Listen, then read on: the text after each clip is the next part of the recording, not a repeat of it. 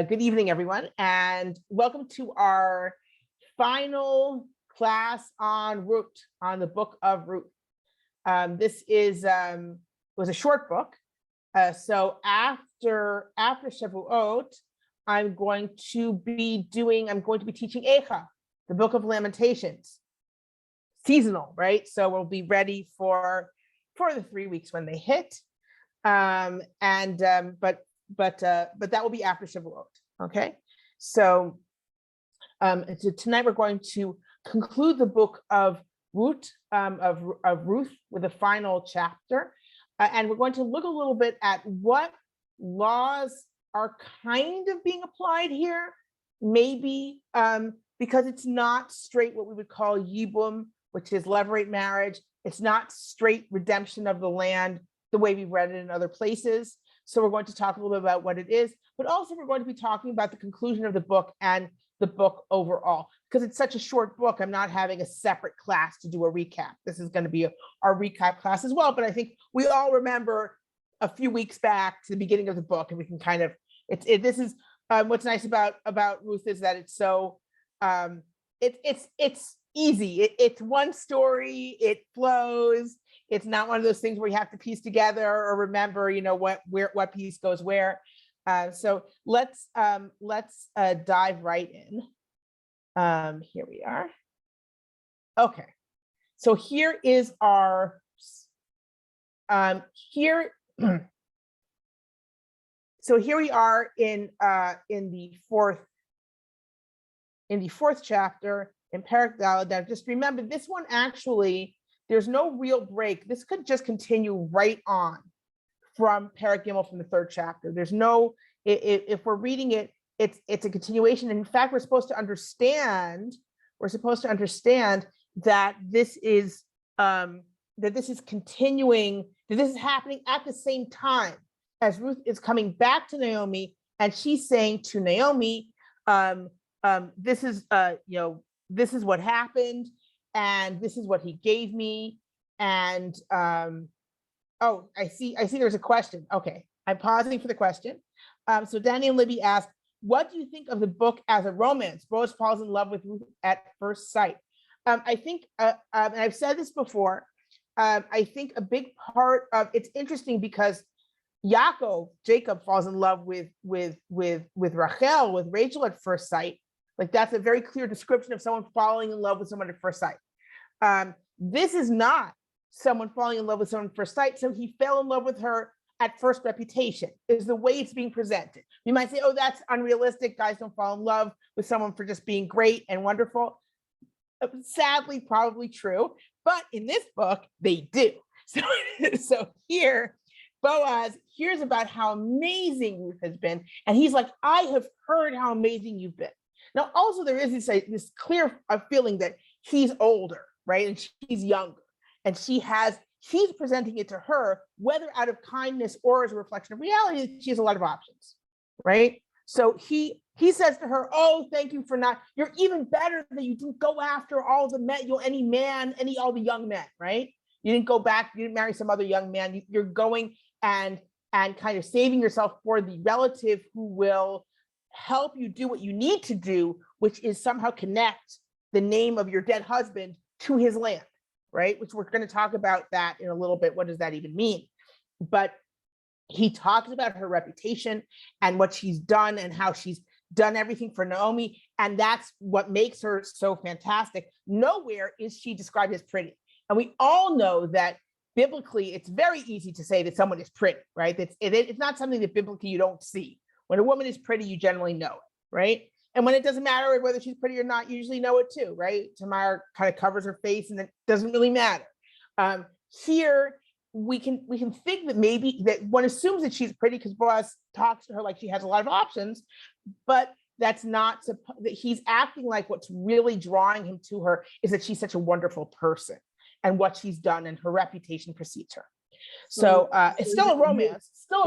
You can still. So you do see it as a romance. Yes, you can. I mean, love doesn't seem to be mentioned. I'll tell you the part for me that ties it to a romance. and you're talking to someone that, for my sins, I read romance novels. I like romance novels. So what draws me to it as a romance, and let me see if I can quickly find the verse for you here. You're seeing the text right now, right? So when he says, listen, when she asks to glean and gather, I'm just going to do the English because I'm doing it quickly. He says, listen, don't glean in another field. Don't go elsewhere. Stay here close to my girls. And he kind of does that for her. And she says, why are you so kind as to single me out when I am a foreigner? And he says in reply, I've been told of all that you did for your mother-in-law after the death of your husband, how you left your father and mother and the land of your birth and came to a people you had not known before. May the Lord reward your deeds. May you have full recompense, recompense from the Lord, the God of Israel, under whose wings you have sought refuge. And she says, speaking that way, saying, I understand that you gave up a tremendous amount. I understand you have gone through the death of your husband. You left your family. You left your land in order to accompany your mother-in-law. And may God reward you for everything you've been through. And she says, before she was saying, oh, who are you, how, who am I? Why are you so kind? And now she says, for you comforted me. You spoke to my heart because you understood what I'm going through. I'm not even as one of your maidservants. But the idea here that she's saying is, you thought about me as a person. You're just talking to me this way is a comfort to me, right? Not just this is beyond the what you're giving me, right? This is, and that is kind of a romance, as it were. Everyone's calling her, Ruth the Moabite, and she's very aware of her foreigner status. And here's someone who's important, who says, I know what you've been through. I know what you gave up, and that is incredible. And that's someone who's seeing her as a person, right? And not just as not as an object of pity, and not as a stranger. Not as a strange person coming in. So I think that is very much, to me, that's what speaks to maybe kind of what you would want to see in a romance, I guess. So let's go back to I'm torn between looking at it as a romance or just as respect. Well, I mean, I think that's very much part of it, to be honest. I think a big part of it is this idea that he respects her, despite the fact that she really is so much lower than he. He's not just, again, he could just be doing charity and they could present him that way and they could still marry at the end, right? So like, I think Cheryl brought it up in the last class, this kind of a Cinderella story, right? She's coming from nothing and nobody, and he just kind of is this generous man, and out of love, he kind of marries her, or out of charity, he marries her. And the idea is she is a person to respect in her own right. And Boaz sees this. Boaz looks at her and says, you are a valorous woman. You are a woman who is worthwhile, and that continues till the end of the story. In other words, other people recognize it as well. And that's absolutely a big part of the way she's presented. So again, you could just say, well, that's him respecting her. I don't know. I find respect romantic, personally, especially in a situation where it didn't have to go that way. Especially in a situation where he could still be charitable and just say, oh, this poor woman, she has no food, she's coming from outside. And that's not what he says. He says, I've heard about you. I've heard this, what you gave up and what you've been through. And that's amazing. That may God reward you because you deserve it. And that it does. It shows respect. And I think that's very, very special.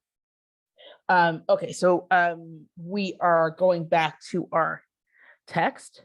Let's go there. There we are. Okay. Here we are.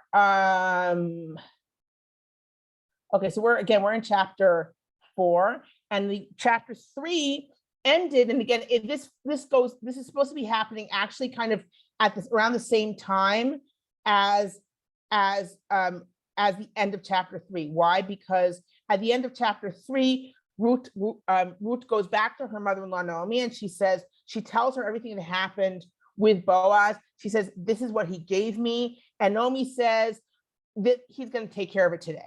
And at the same time, Boaz goes up to the gate. Boaz Allah Hashar, the order of the words here makes it clear it's not Vaya'al Boaz Hashara, it's not, and then Boaz went up. It's at the same time, or around the same time, Boaz went up to the gate. Okay, Boaz Allah Hashar, Vayeshev Shem, Mineh HaGoel Over Asher Diber Boaz, Vayomer Surah Shvapo Ploni Almoni, Vayasar Vayeshev. So Boaz goes up to the gate. The gate is where everything happens. In particular, it's where the elders sit in judgment, and that's going to be very important. So you've got all sorts of legal transactions that require witnesses, also probably merchants. It's the main, usually by the gate is where you have the main open paved area in the city, in the town. And so he goes and he sits there, and the Redeemer is passing by, the one that Boaz mentioned, and he says, come sit here, Ploni Almoni. And Ploni Almoni does mean, anonymous person. And he came and he sat. And it really does seem just like the Midrashim and the comment, just like especially the commentaries say, that the reason his name is not mentioned is that what he does is considered not so great. Right? So his name is not mentioned. And also it's very interesting because everyone else is named in this story. It's not a story where you have a lot of anonymity. In general, everyone's named. We know Orpah, who Orpah is. We know the name of the two people who are dead, even Orpah's husband, who is less important. But this guy, we never learned his name. Ploni Almoni is a phrase that we see elsewhere, used for place names. Okay. I mean, we only see it a few times in the Bible, in the Hebrew Bible, but so it could be that it's not so unusual to see it with a person, but we only see it with places. So I'm going to put up on your screen, we have Shmuel Aleph Chaf Aleph, it's 1 Samuel 21, and you see David is answering Ahimelech, and he's essentially kind of lying. So he says, I told my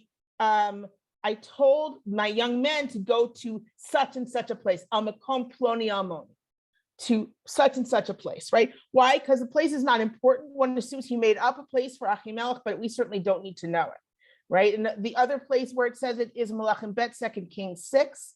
The king of Aram says he's waging he's waging war against Israel, and he gets advice. He's saying, I'm going to encamp in a Ploni Almoni, in such and such a place, again, because it's not so important for us to know what the place is. It really doesn't matter to the story, especially since that place becomes irrelevant very, very quickly. So those are the two places where we have Ploni Almoni. Where is Ploni from? Ploni is from Pele or Pili, which is like it's a wonder, it's a mystery. You don't know it. Almoni from Elam, something you don't say, right? So Pili, if you remember, and I have this open as well, in Judges 13, when Manoach asks Manoach, the father of Shimshon, of Samson, he asks the angel, what is your name? And he says, why are you asking my name? Lamazet Tish'al Shmi v'hu Feli. And it is, why are you asking my name? It is a mystery. It is a wonder. This is not something you're supposed to know. Okay, I am anonymous, as it were. So let me close these so they don't get me in trouble later. Okay. So this guy, his name is hidden because the way what he does and what he says is not considered particularly praiseworthy. And also, frankly, we just don't need to know his name. So Ploni Almoni listens to him and he sits down. Okay. You can see how important Boaz is. He doesn't just have wealth, he's also taken very, very seriously. He's ordering everyone around and they're all listening to him. Okay. He told Ploni Almoni, come here and sit. He hasn't told him what's going on yet. So he does. He says, okay, I need 10 people from the elders of the city, like 10 important people. And he says, sit here. And they sit, right? So everyone's listening to Boaz. Boaz clearly has a lot of authority, right? And then he says, Vayomer lagoel, and he says to the Redeemer, and that's what we're going to call Ploni Almoni from here on out, right? He's the Redeemer because he's the next in line to redeem. Chelkat hasadeh asher lachinu leElimelech machra Naomi hashava mistei Moab. Okay, he says to the Redeemer, the portion, the field that belonged to our kin, Elimelech, Naomi sold, and who's returning, or not Naomi sold, Naomi is selling, right? It's using a past tense, but we'll see very quickly that she hasn't sold it yet. She's selling it now. Who Hashava mistei Moab, who's coming back from the fields of Moab. Why does he have this field? Well, one assumes that he went away because of famine, so he probably assumes he's going to come back. Now Naomi is back. She needs to sell the field because she has no food, right? But you want to, when someone comes to this situation, they're supposed to, let's not say what they're supposed to do. Let's look at the sources and see what fits here. Okay. So here I'm looking now at the parsha that we just read in this past week. We're looking at Bahar, Vayikra Chof Hey, Leviticus 25.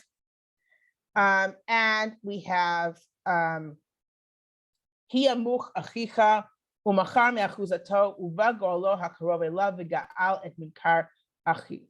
Right? When one of your brethren is in, not just in dire straits, he's almost crushed, right? And he sells from his holding. A redeemer should come who's related to him and should redeem that what his brethren sold. What does that mean? Okay, so what does that mean? That means that he had no, and I talked, it's interesting because I talked a little bit about this this past week, and so that the idea is that here he is. One assumes he's a farmer. He had a bad year for whatever reason. He's in debt now, so he has to sell part of his holding. The problem is that if we assume that he's a farmer, he's farming the land. When he sells his holding, now he has less chance of making back that money, right? To be able to get himself out of debt. So he's going to get himself into a worse and worse situation. So what do you need to do? You, the kinsman, you should buy that. And one assumes that when he has the money, he can buy it back from you. But the idea is you buy it, maybe you still hold it, but he can work the land, right? And then he can pay you back when he can pay you back, but he doesn't keep digging a hole, right? Of course, this is not an easy commandment to keep. It's not cheap to buy back land, but that's the idea. The idea is that his kinspeople get together and whoever's the closest one who can do it does it, right? Now, do they have to give back when it's their land? It seems to be that it's their land, right? In other words, if I redeem the land for my cousin, that's my land. But if he wants to come buy it back, he can buy it back from me, right? Once he gets the amount that I bought it for, right? So he can always, as opposed to selling it outside of the family where he can be in a situation where he's simply there, where the other person doesn't want to sell it back, right? The problem is that but the problem is that the situation here, right? Is that what we're seeing in this version of the story? Because if in this story, Naomi is selling the land herself, right? In other words, she hasn't sold it to someone else. You're not buying it from someone else so that she has access to it. She is selling it, and you must step up and buy it. Well, that's not quite the situation that we had before, right? It's the situation we had in Vayikra and Leviticus is when he's already sold it.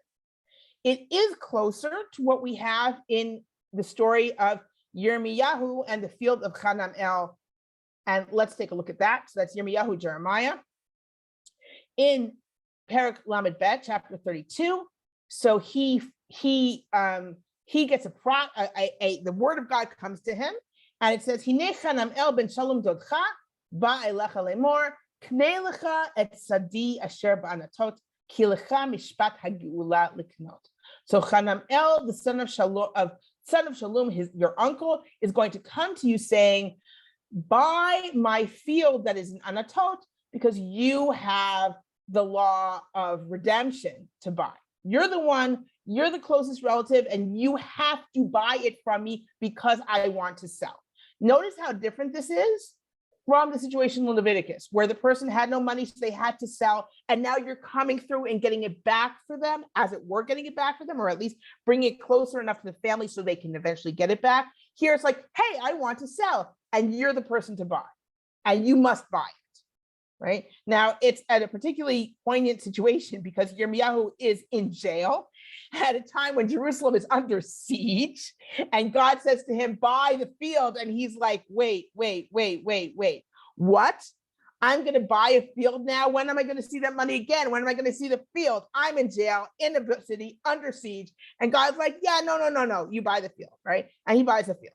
But it's a very different situation from what we had in the Torah in Leviticus, right? It's not, it seems like Hanamel is coming and saying, hey, I want to sell, and you must buy, right? You must buy, you're the next in line to buy. It's a little closer, though, to what we have here in Ruth, where Boaz is saying, where Boaz is saying, Naomi is selling her land, you are in line to buy the land. Okay, and again, the land's going to be yours. It's not that it's not yours once you buy it, but you've redeemed it and you've helped Naomi out. Okay, so, and oops, here we are. Okay. Oops.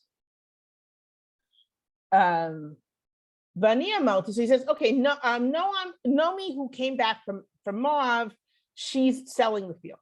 Vania Malti, Egleos Necha. לאמור, קנה נגד היושבים ונגד זקני עמי, אם תגל גאה, ואם לא יגל, הגידה לי. So he said, I said to myself, you know what? I'll tell him. So he said, I said to myself, I'll tell you, saying, buy it in front of these people who are sitting down, these elders of my people. If you want to redeem it. And if you don't redeem, tell me. ואדע כי אין זולתך לגאול, ואנוכי אחריך.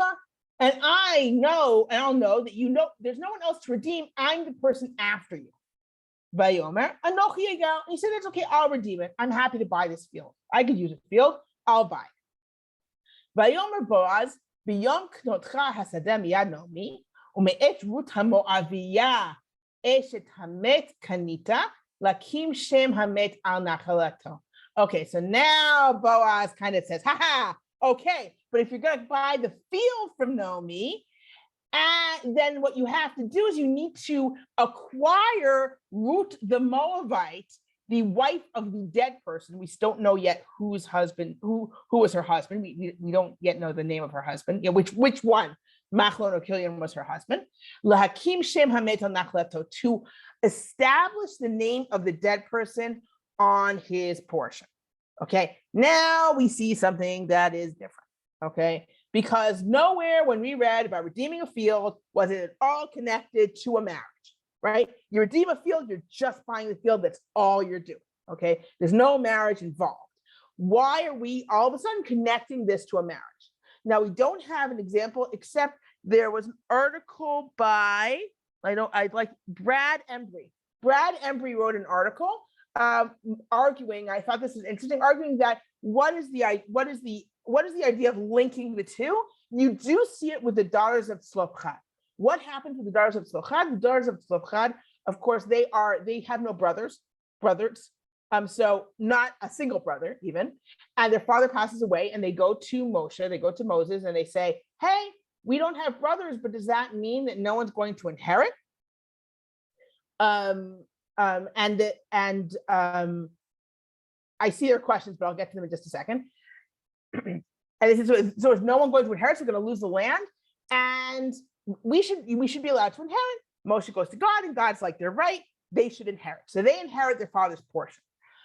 But what happens when it's time for them to marry, right? What happens when it's time for them to marry is, and this is in Bamidbar Lamed Vav, Numbers 36, right? The heads of the families of Menashe, of especially particularly the descendants of Gilad, the son of Machir, the son of Menashe. Okay, they come to say to Moshe, they say, hey, okay, all right, Zelophehad's daughters inherited the land. All right, here they inherited the land. Okay, but but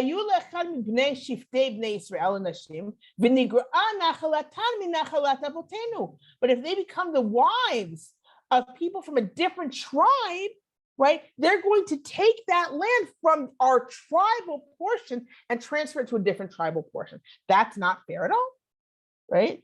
And even in the Jubilee, when all the land goes back to original owners, it's not going to help, right? It's going to go back to that other tribe. So the answer was the daughters of Zelophehad can marry anyone they want as long as he's from their tribe, right? Normally say, well, that kind of limits it. It doesn't limit it if you're like the only woman with land. I think if you're the only woman who's got her own portion of land, you're not as limited in terms of finding a husband. And the idea is they can only marry within the tribe. So here we do see there are certain parallels where you have an idea of the land going along with the woman, right? And the woman has to marry someone who's related so the land doesn't leave her family. That seems to be, but it's not just that. There's a clear issue, and we're going to look at Yibum, levirate marriage, right? Because there's that idea of you are going to establish the name of the dead person on his portion.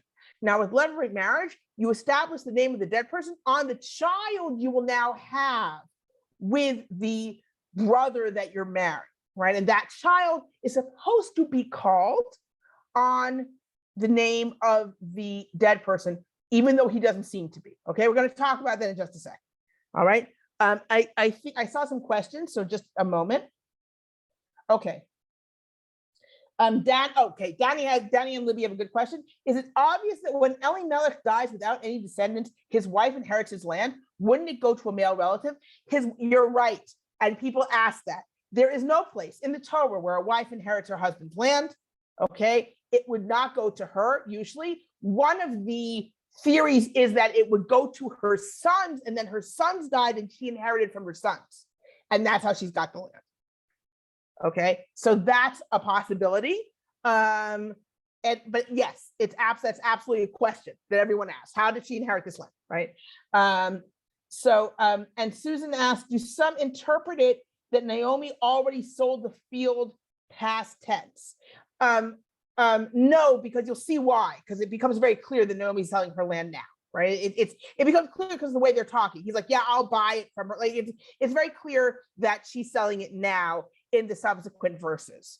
So it would be hard to interpret it as that she already sold the field. Because the whole idea is that Ruth goes along with the field, right? Okay, so Susan says maybe Naomi owned the land because of her ketubah. There's no ketubah yet. So really, I mean, it's hard because it would still have to go according to the laws of inheritance. Ketubah is all fine and good. There are laws of inheritance, right? The laws of inheritance are what hold, right, when someone dies. So that it wouldn't really, like, honestly, this is also an answer. Some people say, well, tafnugi, so what? So it says in the Torah that a widow doesn't inherit from her dead husband. So tough, she inherited. They let her inherit, right? There's no one left. It's just her, and she got the field. But it's also possible that maybe it really is supposed to be that she inherited from her sons, and then the sons inherited from the father. Because it also makes it clear that he died first, right? And then the sons died. So let's go back to our text. Okay. So he says, okay, so he says that you, so he says, and because you have to establish the name of the dead person on his portion, on his land portion. Right? His estate is an okay translation, but doesn't get quite the same meaning of the land kind of plot. Okay, so what are we referring to now? And that's this, of course, levirate marriage. Okay, so here let's read in Devarim Chaf Hey, Deuteronomy 25. Here this is verse 5, Pasuk Hey. כי ישבו אחים יחדיו, ומת אחד מהם ובן אין לו, לא תהיה אשת המת החוצה לאיש זר, יבמה יבוא עליה, ולקחה לו לאישה ויבמה. Okay, when brothers are living together, and one of them dies and he has no son, okay, the wife of the dead person cannot marry a strange person being someone who's not of the family. Her brother-in-law should come to her, which really means should consummate a marriage. He should take her as a wife, and he should perform this duty of the brother-in-law. Okay. V'haya habachor asher teled yakum al shem achiv hamet v'lo yimachesh shmo Yisrael.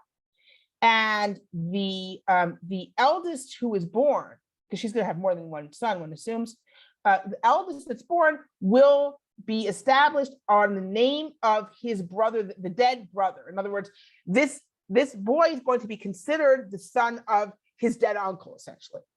And his name will not be wiped out in Israel. Okay. And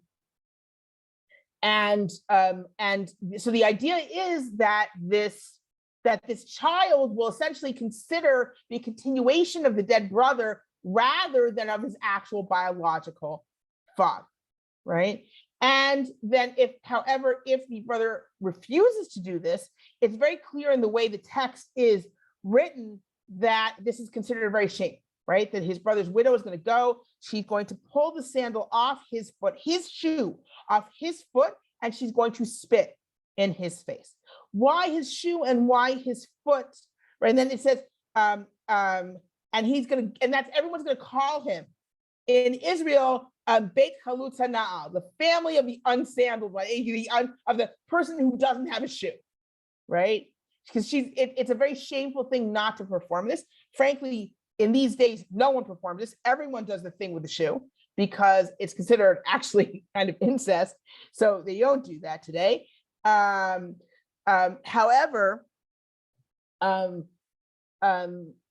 it doesn't quite match up with our situation in Ruth for a bunch of reasons. Let's look at it. First of all, that one is specifically brothers, and it really does seem to be specifically brothers.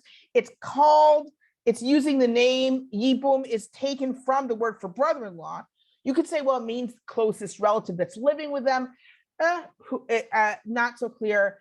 And what's interesting also is that we don't seem to have an example where this happens and the child is actually considered a descendant of the dead uncle, right? Because, so for example, Yehuda, and this is not clear, would it be considered a levirate coupling or not, right? So Yehuda has sons. Actually, let's take a look at the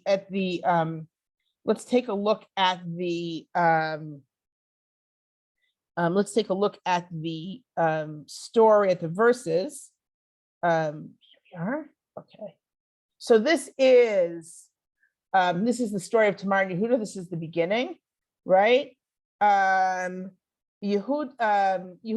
has 3 sons, okay, and then who was Yehuda's first son, he's married to Tamar, right? Yehuda got a wife for Tamar. I'm just going to read the English because we know the Hebrew is less important here. Yehuda got a wife for his Bechor's firstborn, and her name was Tamar. But he did something bad, and God took his life. He died, right? Nothing to do with Tamar. Apparently, like in the commentaries and in the Midrash, yes, it has to do with Tamar. That he we could say he spilled his seed instead of joining with Tamar because she's so beautiful. He doesn't want to ruin her beauty, and that's wrong. And that's why he doesn't have children and also dies. But in this, it's just like he did bad things and he died. And then Yehuda says, okay, levirate marriage time. So Yehuda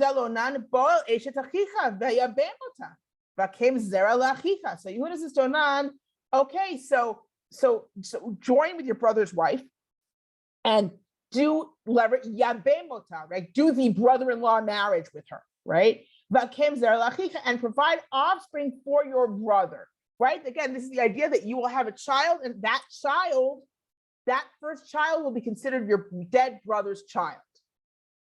And Onan knew that the child would not be considered his.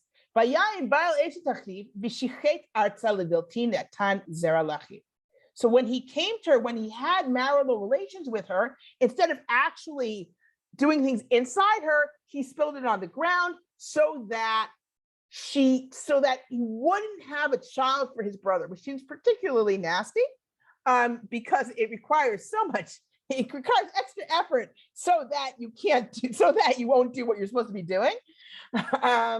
And that's bad. And so he kills him too.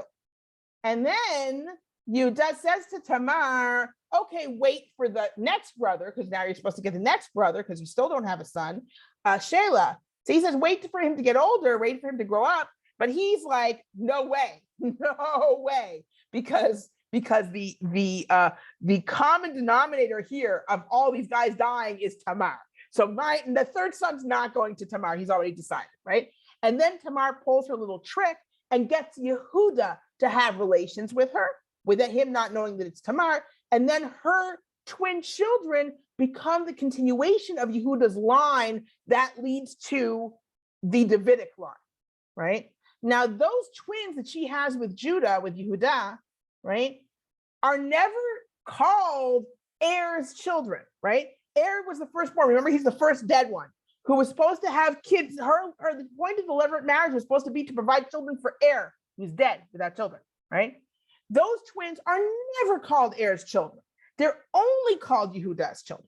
Now, is that because it wasn't a real levirate marriage because it wasn't a brother, right? Or is because that the way they're supposed to belong to their father is some other way, their uncle is some other way that we don't really get, right? Because we don't have a situation where we see this actually happening, where someone was born and not called by his biological father's name.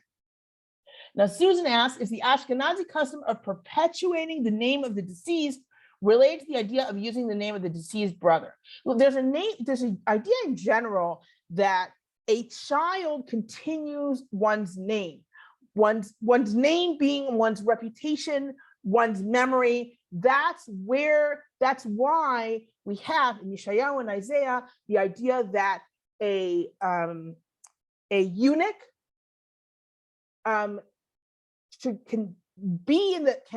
serve the temple, and he will have a yad vashem, a memorial and a name, right, forever, because of his connection to God and his connection to the service of God. This person who can't have children. So how can he? And that's not just the eunuch. It names a few people. I think it names the ger, the stranger who is, I guess, doesn't have a family. The term yad vashem, right, a memorial and a name, comes from that verse for the people who don't have children, that they will have an ongoing monument and a name through the service in Yeshayahu and Isaiah of God, right? And when you say Yad Vashem, the museum, it's through the commemorating of names of these people who were killed in the Holocaust, right? But this idea of commemorating people's names through numerous methods has always been an important one of commemorating the dead, right? In Judaism, we don't count birthdays, we count the death days, right? What is a yahrzeit? What is the day of the year? A day of the year is when someone dies, not when they were born, right? Because if there's an idea of commemorating and carrying on their memory and name. Okay. So Susan, yes, sorry. Can't it be argued that the reason that the parrots, etc., is mentioned as Yehuda's son is because Yehuda is senior, and the name, it goes after the senior member of the family. If the senior brother doesn't have kids, it's not the senior, it's the dead. If it's the younger brother and the older brother is the one who's left, the older brother will marry the widow. It doesn't go by senior, it goes by dead. So the guy who's dead without sons, he needs someone to carry on the name, right? So if it just so happens that in this story, in the Yehuda and Tamar story, to keep it nice and symmetrical, she goes from older brother to next brother to next, which she's supposed to go to the last brother, right? She doesn't. But it's not, it doesn't go by the elder, it goes by the guy who died without kids and who needs this kid to carry on the name. That's the idea, right? So Boaz doing right by Ruth is a tikkun for Onan and Yehuda's behavior right tomorrow. Well, certainly it's connected. We'll see that there's an actual connection in the verses, right, to Tamar. And I don't know if it's considered a fix, a tikkun, but it's considered parallel, where you have these unusual couplings and unusual marriage that is itself perhaps evidence of the hashgacha, of the kind of intervention behind the scenes of God, because these were marriages that kind of shouldn't have happened, and their result is David, right? The result is the Davidic line, right? So let's jump back into the text. Here we go. Okay, back to Ruth. Okay, so he says, okay, when you acquire Naomi's property, right? And this I don't remember who asked about, do people say that she already sold it? You see where it says Biyom knotcha hasadeh miyad Naomi, on the day that you buy the field from the hand of Naomi. So it's very clear she's selling the field. All right. And the me'et is considered by many like a kind of a mistake here, right? And root, that you are also purchasing, as it were, root, right? Because usually you don't, the reason probably perhaps that it has me'et here is because in general you don't see purchase with a wife this way. This isn't the verb you see in terms of acquiring a wife. So on the day that you buy this field, you are going to acquire Ruth, the Moabite, the wife of the dead person, in order to establish the name of the dead person on his portion, right? So we're connecting unusually the not quite levirate aspect, because it's not a brother, right, to a field, to redeeming a field. Vayomer hagoel lo uchal lig'ali pen ashchit et nachalati. So the Redeemer says, I can't, and this is ironic because we're calling him the Redeemer and he's saying I can't redeem. And the Redeemer says, I can't redeem for myself, lest I somehow destroy my portion. What does this mean, lest I destroy my portion? Now, this already is possibly a parallel to what we saw in Yudat Tamar, where it says that the brothers v'shichet arza, right? Instead, he spilled the seed. The verb using is shichet arza, destroy. He made it go to waste, but it's the same verb as to kind of hurt my portion. So it's possible that we're supposed to have this text in our mind, right? And what he's thinking about is, I don't want to bring a strange child, as it were, into my portion. I don't want to have this thing where I'm having a child of the dead person. It's also possible that he actually is thinking of her as a Moabite, and he doesn't want to bring a Moabite into he doesn't want to marry a Moabite, and that's what he means, and that's why he's using fairly vague terms. Lest I hurt my portion. Just a second, I just want to finish the verse.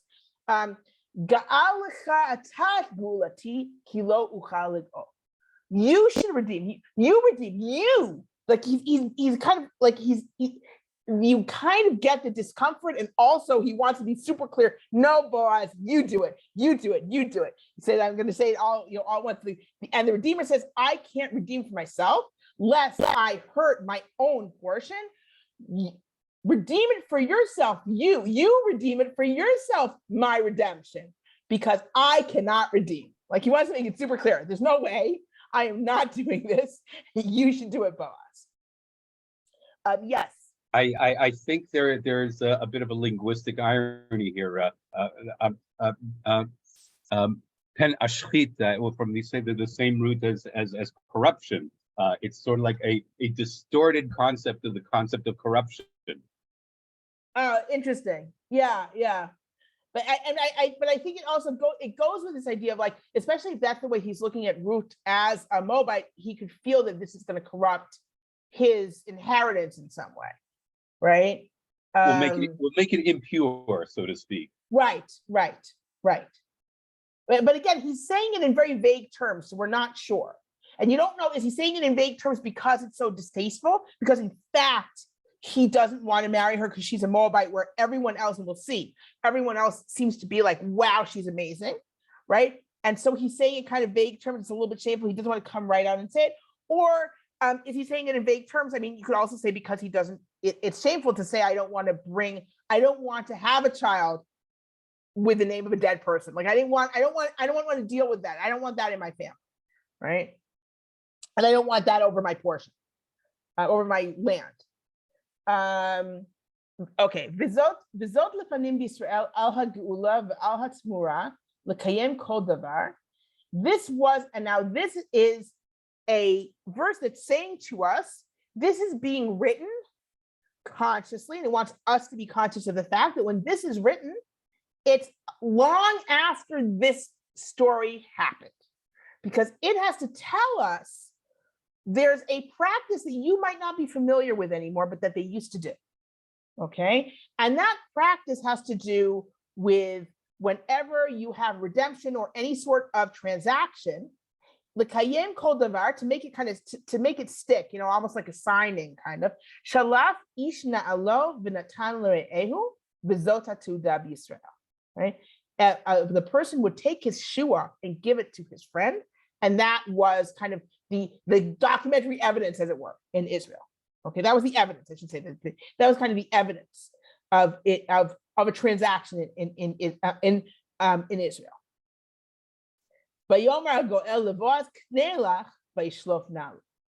And the Redeemer said to Boaz, purchase of yourself, and he took off his shoe. It sounds like, honestly, it really seems like the Redeemer took off his shoe and gave it to Boaz, saying the right is yours. Okay, now, in fact, we see in ancient documents, we see one of the ways to kind of sign is on the clay is to kind of have like a little bit of a footprint.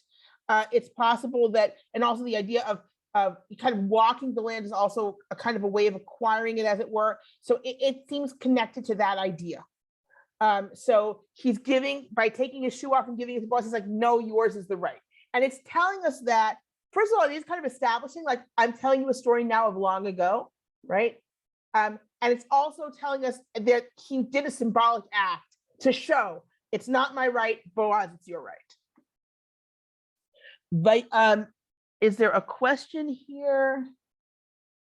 Yes, so Susan says, seems like me'et root to be et root, right? The me'et root in several verses ago was a mistake. It seems like a mistake. Seems like an error. Probably a copying error. Vayomer Boaz l'skenim chol ha'am edim atem hayom ki kaniti et kol asher le'Elimelech v'et kol asher lechilyon u'machalon miyad Naomi. So Boaz starts with the field. Boaz says to the elders and all the people, you are who are in the area in the central kind of square by the gate. You are witnesses today that I have purchased everything that belonged to Elimelech and everything that belonged to Chilion and Machalon from Naomi. The Gam et Ruth HaMoaviyah Eshet Machlon. Now we find out who she was married to, right? And also Ruth, the Moabite, the wife of Machlon, Kaniti li Isha. I bought for myself, as I acquired for myself as a wife. Lakim Shem Hamet al Nachalato, to establish the name of the dead person on his portion. And the name of the dead person will not be cut off from his brethren and from the gate of his place, from the town gate, as it were. Edimatem hayom. You are witnesses to that today. So here is Boaz doing everything that's right. He's being very, very clear. I have acquired Ruth, the wife of Machlon. That's important here because Machlon is the one whose name is going to be called in the portion now, right? And I did it in order to establish the name of the dead person on his portion of land, and the name of the dead person will not be cut off. Okay. Now, Zakovitz says something cute here, which is that he says, "Look, Machlon, it's from like sickness, and Chilion is absolute, destruction, death, right?" And so Machlon actually is the one and that makes sense because the one who's named Chilion, which is absolute, absolute kind of annihilation, absolute, is the one whose name is not going to continue because he wasn't married to Ruth, right? Machlon was married to Ruth, so at least his name will continue. Vayomru kol ha'am asher bashar v'azkenim edim, and all the and all the nation, all the people, I should say, that were at the gate, and the elders said, yes, we are witnesses. Edim, we're witnesses. And then they say, Yiten Hashem et ha'isha haba'al beitecha kirachel uchileah asher banu shtehem et Beit Yisrael v'aseh chayil befrata ukra shem bebeit lechem. And they said, may this woman who comes to your home be like Rachel and Leah, that the two of them built the house of Israel, and do great things in Ephrata. And I should say, do, I don't know, this is prosper. I don't think it's prosperous. It's more like do great things. Do great things in Ephrata, and call and create a reputation in Bethlehem. Now, the reference to Ephrata and Bethlehem reminds us this is where David is from, right? That we're in David's hometown. This is where David is from, so it reminds us of that, because they're bringing us back to the place. The Rachel and Leah, that Ruth is going to be like Rachel and Leah, that she should be like one of the foremothers, one of the mothers of the people. That is who she should be like. And now we come to the Tamar reference. V'hi beitcha kibeit peretz asher yolda Tamar liYehuda min hazera asher yiten Adonai lecha min hanara hazot. And may your house be like the house of Peretz that Tamar bore to Yehuda from the offspring that God gives you from this young woman. And so here we see they're thinking of, may you be like Peretz. No one thinks anything bad about Peretz. Everyone knows the story of Tamar and Yehuda, right? Everyone knows it, but it doesn't matter. This is everyone knows that Peretz is the line of Peretz is the most important line from Yehuda. May this union, which is also an unusual union, and again, it's an unusual union, which some people may think is illegitimate, but it shows God's kind of interference. It shows that God, it's not a good word, hashgacha. Give me the good English translation of hashgacha, because that's really what we're talking about here. A God's providence. It's evidence of God's providence that this unusual union should continue, and we already know where it's going to continue to, right? But that it should continue what was the child of Yehuda and Tamar. And again, Peretz is considered the son of Yehuda. He's not considered the son of Er. Again, Yehuda is a father, so it's not so clear that levirate marriage would apply to him anyway. Yes, I saw a question. Yeah, go ahead. You're muted. The child is never called by his name. He's taken a different name. They don't give him. They don't. Nowhere is the child that comes from this called the son of Machlon, right? That's not something that happens. Right. He's not called Machlon either. He's not called Machlon either, but I don't think they were supposed to be called Machlon. I don't think they were supposed to be given the actual name of the dead person, but it does sound like they were supposed to be called the son of the dead person. That's kind of what it sounds like.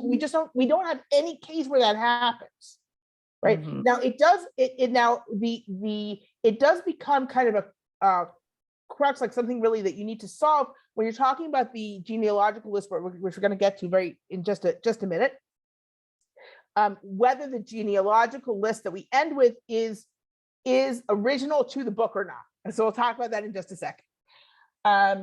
So Susan says, true, Rachel and Leah were the matriarchs of the Shvatim, of the tribes. Still, any commentary about why Sarah and Rebecca's names are omitted? I think we're talking about the tribes. We're in a very tribal thing. So they want to talk about the start of the whole tribal system, of the tribes of Israel. So Rachel and Leah are the matriarchs of the tribes of Israel. Specifically Israel. What? Sorry? Specifically, we're talking about Bnei Israel. So we're talking about Israel, but we're in Yehuda. Like we're in Yehuda, we're in Judea, right? We're in the tribe of Judah. We're in Bethlehem Ephrata, Bethlehem Ephrata. But it's very important to kind of we're talking in a tribal, in that and we're in that mindset, right, of the tribes of the land of Israel, and so it makes sense that we would be talking about Rachel and Leah, Rachel and Leah. So we're going a little bit over tonight, but please bear with me. It's important. So, ויקח בועז את רות ותהי לו לאישה ויבוא אליה וייתן אדוני לה הריון ותלד בן. So Boaz took Ruth as a wife. And then he consummated the marriage, and God gave her a pregnancy, and she bore a son. ותאמרנה נשים אל נעמי, ברוך אדוני אשר לא השבית לך גואל היום, ויקרא שמו בישראל. So all the women said to Naomi, they're kind of the chorus, right? When she first came, they're like, is this Naomi? Because she looked so terrible. And now they see, they said, blessed is God, blessed is the Lord, who did not keep a redeemer from you today. And may his name be called in Israel. It's talking about still, it seems that it's not clear whose name is supposed to be called in Israel. You could say, and God's name should be proclaimed in Israel. You might say that Boaz's name should be proclaimed in Israel, like the Redeemer, in other words, should be kind of praised. V'hayalach l'meshiv nefesh u'lechalkel et sebatech ki chalatech asher ahevatech yilaletu asher hi tovalach mishiva banim. And this is where it's kind of emphasizing how this was the product of Ruth's kindness and Boaz's kindness, and it's all coming to make sure that Naomi is also taken care of. Remember when Naomi was concerned that Ruth should have a place to be, and it wasn't clear what was going to happen to Naomi, but now it's clear to everyone that Boaz will take care of her. He says, and he will be someone who returns life, and probably it means also kind of like hope to you, and will provide for you in your old age, for your daughter-in-law.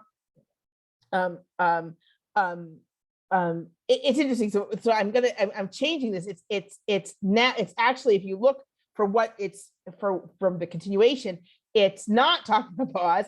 It seems to be talking about the child that Ruth will bear, because that child that Ruth will bear will be considered your grandson, because he is the continuation of your dead son. He will take care of your old age, right? Because your daughter-in-law that loved you gave birth to him, that she is better for you than 7 sons, right? So it's not just that legally he's going to be, but he's Ruth's son, and Ruth is not going to forget Naomi. She's not going to forget Naomi. She's not going to cut Naomi off. This child that she is now bearing for Boaz, she will connect to Ruth and to Naomi. And we see that that's in fact what happens. Vatikach Naomi et hayeled, vatishitehu b'cheka, vatihilo lo'omenet. So Naomi took the child and she put it in her bosom, almost as if she was nursing it, but she can't nurse, but this is the closest thing, right? And she became its nursemaid, right? She raised it. She was like its nanny, but more than a nanny. She was its nursemaid. Vatikrena lo hashchenot shem lemor yulad ben leNaomi, vatikrena shemo Oved hu avi Yishai avi David. And the neighbor women said, who always tell us, like, this is the message. This is here's the moral. This is what we take away, right? They said a son has been born to Naomi, and and they call his name Oved, and he's the father of Yishai, the father of David, right? So this child who is, and I'm gonna let's separate these two parts of the verse. So the first part is, and I'm going to remind you, and I said this before, but it's such a nice thing that I like to repeat it. Uriel Simon says that because Ruth is doing more kindness than you would expect, and Naomi is doing more kindness than you would expect, and Boaz is doing more, everyone's doing more than you would expect them to do, and adding chesed above and beyond, it turns the impossible possible. Because what's impossible in the beginning of the book, when Naomi says to Ruth, she says, can I still have a child and that child grow up? What was impossible is now possible. Naomi has a son, right? And that was enabled by the tremendous chesed that was being done by Ruth, by Boaz, etc. That made the impossible possible.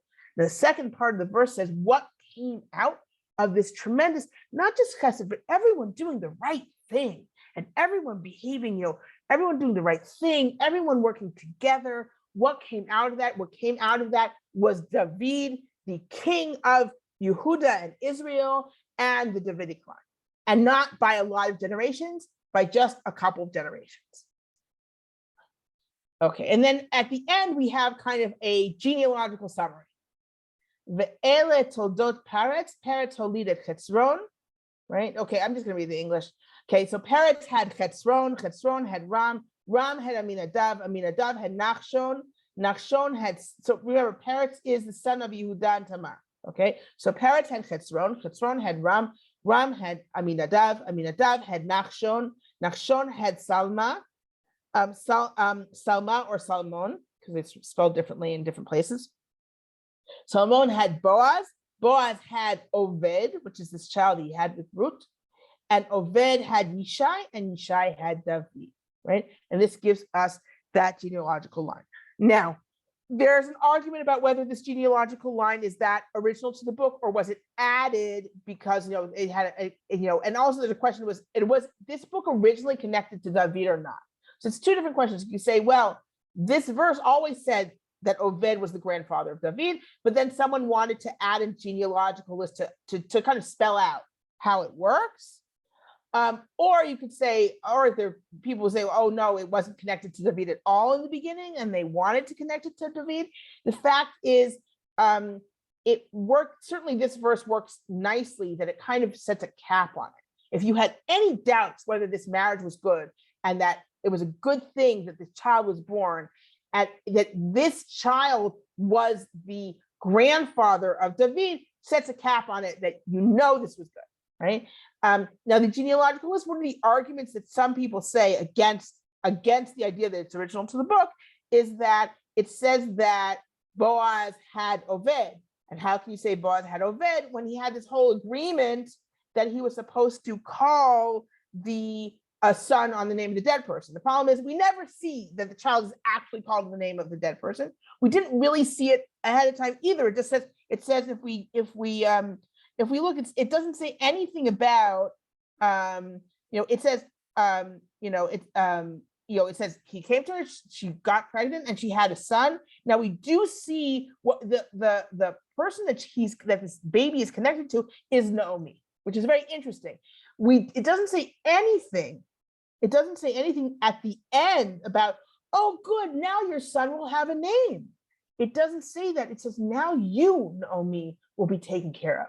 Now you, Naomi, have a son, ha ha ha, because you're raising this almost as your own child, right? So this is, it's interesting that what seems to be the legal kind of what's legally behind everything, right? Which we kind of only find out about in the last chapter, really, this idea that, oh, why is it important that Boaz redeem it? Because you need the name of the dead person on the portion.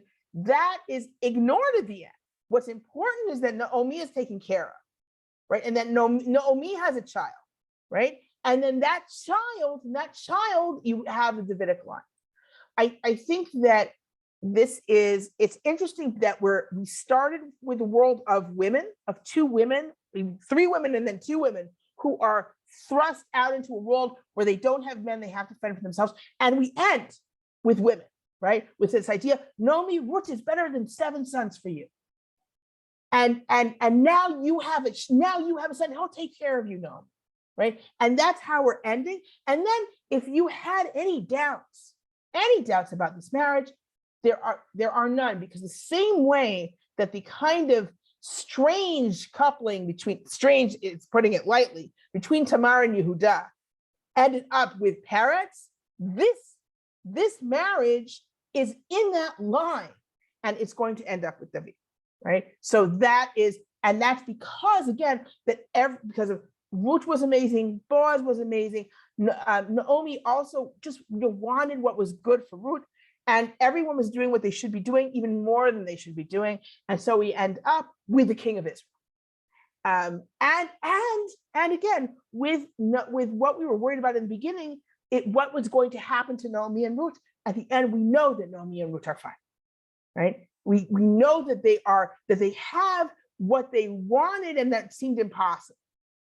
Right? Again, we talked about this at the beginning of the book, how Naomi has lost her husband and her sons, and that's it, right? And the idea that now she has a son, and it's because Ruth is a daughter-in-law who loves her.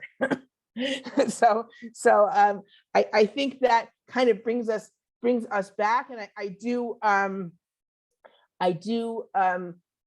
like to bring the Midrash Lekach Tov, right, which says, and I said this in show also, but Midrash Lekach Tov, which says, why do we read Ruth on Shavuot?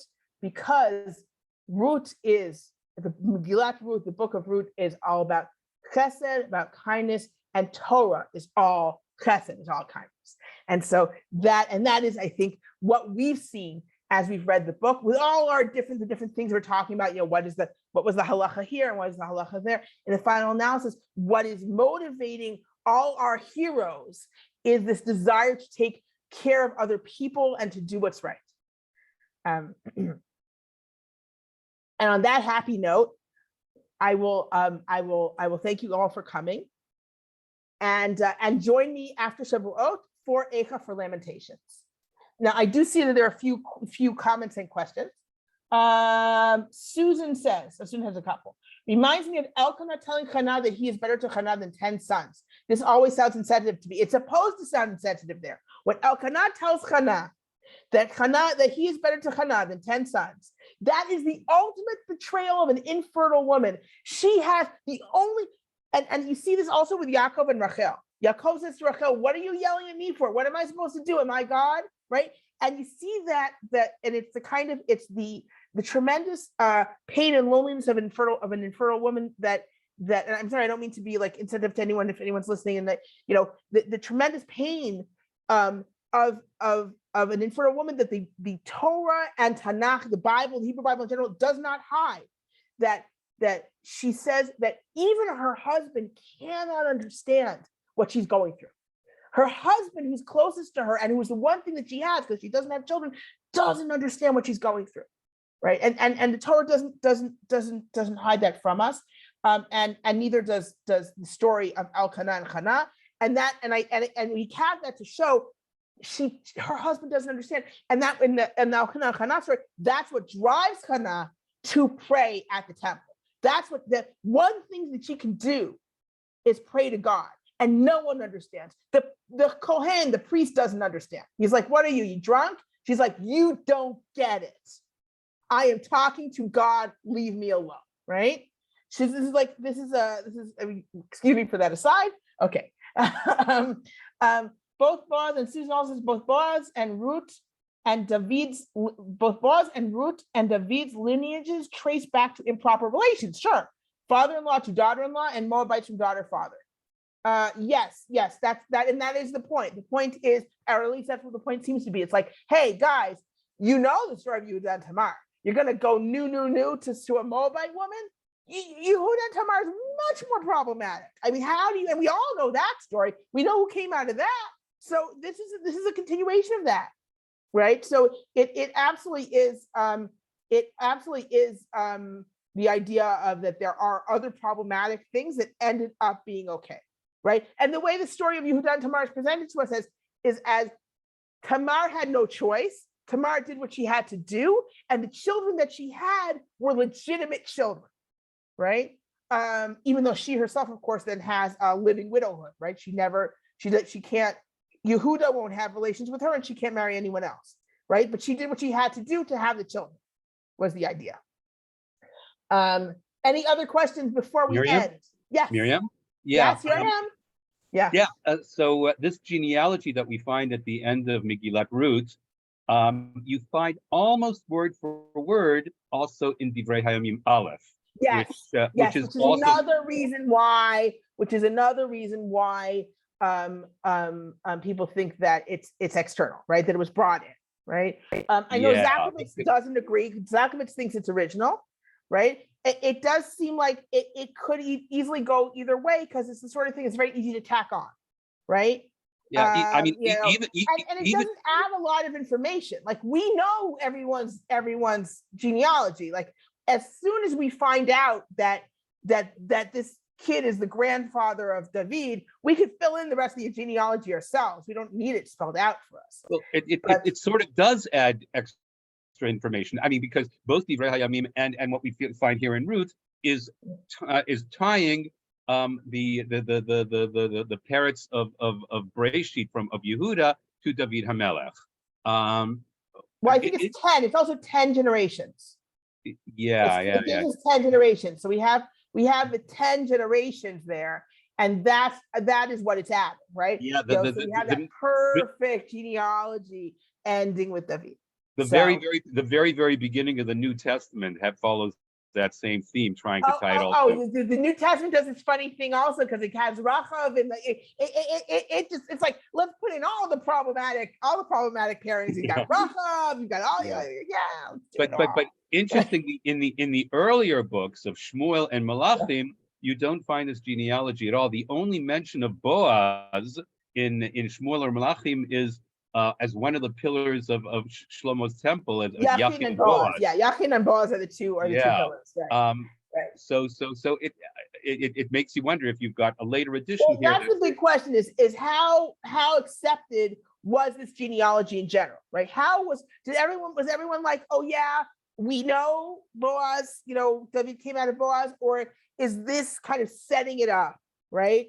That this is, now we're telling you, right? That this is a story. And most people do read it that way, that Ruth is coming, but either it was added on or Ruth itself is coming at least partially to say, we're going to tell you something about David's family you didn't know. There's even a theory saying that this is like a dig at David, but you can't really read the book as a dig at David because everyone's so amazing. It's really everything. Ruth is such a positive character. Boaz is such a positive character. You really can't read it as a dig at David for being descended from a Moabite woman. It doesn't work.